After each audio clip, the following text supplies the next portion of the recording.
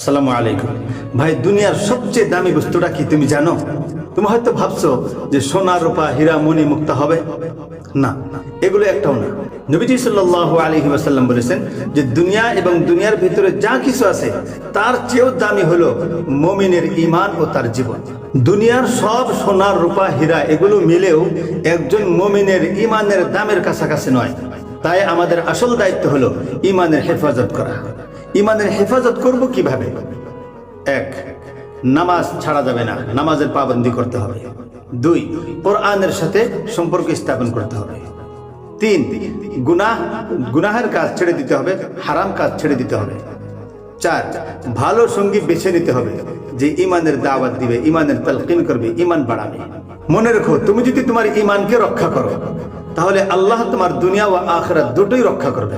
তাহলে কি তুমি তোমার ঈমানের হেফাজতের জন্য প্রস্তুত? জানাবে কমেন্ট করে।